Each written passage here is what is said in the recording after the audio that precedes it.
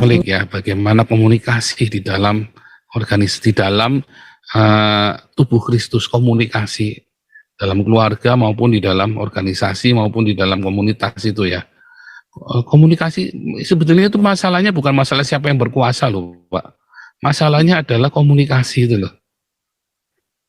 Kalau sudah berpikir siapa yang berkuasa, disitulah ada kesombongan. Iya. Jadi ada pendeta, ada seorang pendeta, di sini saya itu yang berkuasa. Nah, itu udah nggak boleh di dalam berkuasa.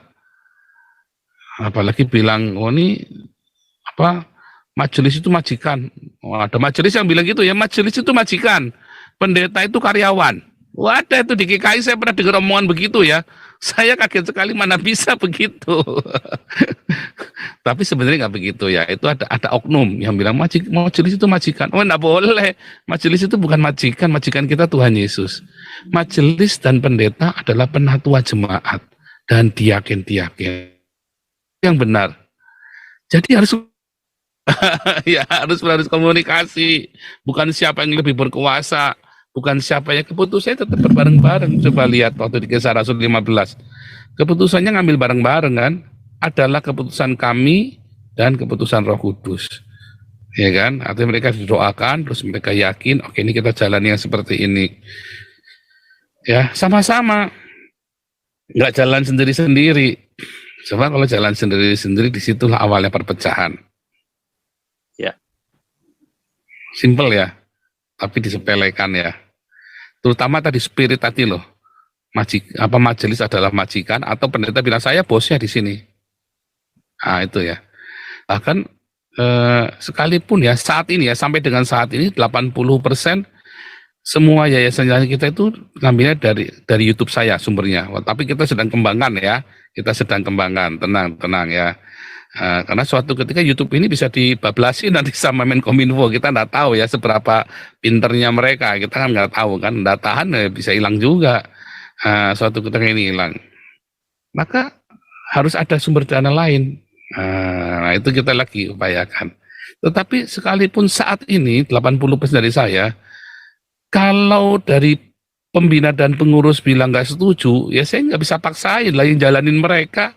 Nah kalau ada apa-apa mereka, saya di sini enak-enakan, mereka kan yang pusing. Saya nggak boleh semena-mena juga ya. Nah, makanya saya selalu komunikasikan di grup nggak bisa, saya langsung telepon satu-satu, ya kan. Nah, mereka juga begitu ya. Kalau satu-satu ya kita pendekatan satu-satu. Nah, terus kita ngomong lagi di grup. Terus kita ngomong gitu ya, kalau misalnya kita nggak disetujui, kayak saya pengennya 3.000 sehari, tapi beberapa pengurus yayasan nggak setuju ya, saya nggak bisa maksa lah, mereka yang ngadepin kok, kalau ada apa-apa mereka juga nombokin, saya nggak boleh begitu, saya juga nggak boleh, ini punya saya nih, nggak boleh, bukan punya saya, enak aja, duitnya juga bukan punya saya, walaupun 80% dari YouTube saya, tapi kan bukan uangnya saya.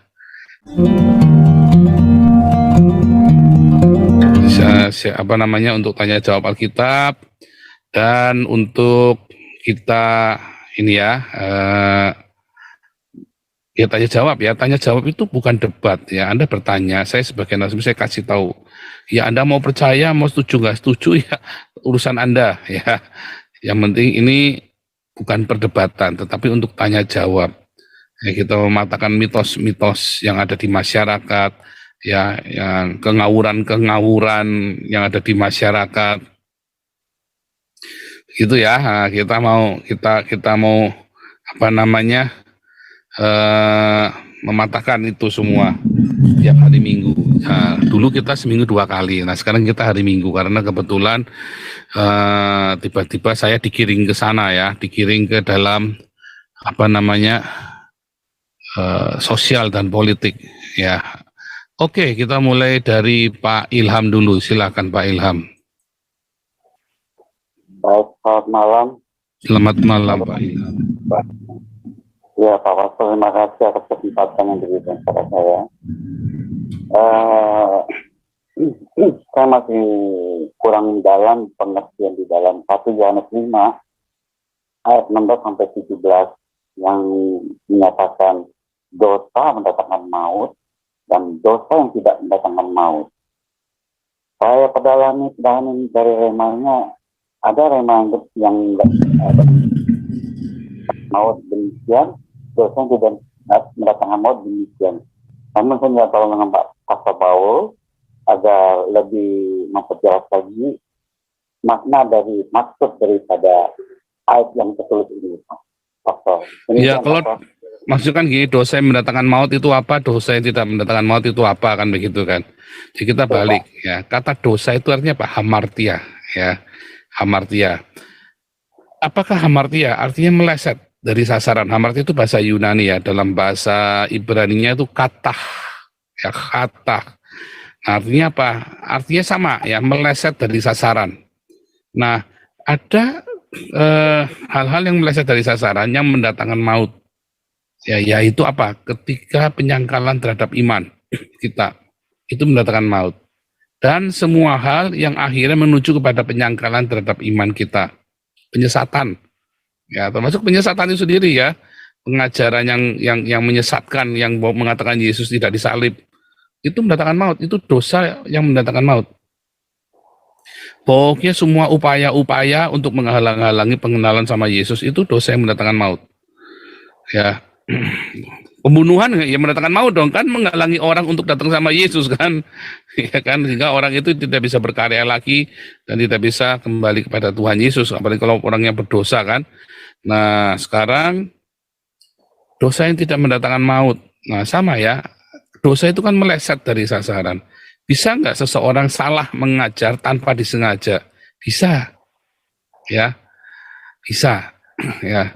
Kan itu tidak mendatangkan maut. Ya tinggal diluruskan. Makanya perbedaan penafsiran itu tidak mengakibatkan maut. Ya dosa kamu, salah kamu, masuk neraka kamu. Beda tafsir, enggak ya. Misalnya ya, orang kalau misalnya ngajarin, jangan berpuluhan. Wah, terus orang bilang, wah kamu masuk neraka, kamu ngajari jangan berpuluhan. Nah ya enggak juga, itu kan enggak mendatangkan maut. Itu kan adalah sebuah penafsiran. Termasuk ketika saya berkata, ya orang yang berpuluhan itu malah masuk neraka. Nah itu kan tafsiran. Ya kan? Itu kan tafsiran. Jadi ada, kecuali saya menyangkal Yesus Tuhan dan Juru Selamat, majikan dan Juru Selamat. Nah, itu mendatangkan maut. Nah, seperti itu maksudnya ya. Nah, gimana kalau berzina mendatangkan maut enggak? Lo berzina itu lama-lama yang mendatangkan maut. Sekali, dua kali dilakukan lama-lama yang mendatangkan maut. Karena kan akhirnya orang karena berzina terus, ya orang kan jadi imannya, kehidupannya dia, hubungan dia dengan Tuhan kan jadi jauh. Suatu ketika ada pencobaan datang, masalah datang, Tuhan nggak tolong dia. Akhirnya dia menyangkal Tuhan. Akhirnya sama saja. Tapi berbeda dengan penafsiran yang salah. Penafsiran yang salah itu ya tidak akan mendatangkan maut. Gitu ya. Misalnya nih perselisihan hamba Tuhan nih, nggak sengaja selisih paham, karena suatu hal lah pokoknya selisih paham sehingga dia bertengkar, mendatangkan maut ya enggak lah, tapi harus diselesaikan ya. Tetapi kemudian kalau jadi dendam, ya jadi dendam jadi kebencian, mendatangkan maut. Gitu maksudnya ya. Baik. Jadi waktu berselisih ya bertengkar hamba Tuhannya nggak mendatangkan maut, tetapi waktu dia kemudian dia jadi dendam, jadi benci, ya kan, jadi fitnah, nah itu udah mendatangkan maut. Gitu ya.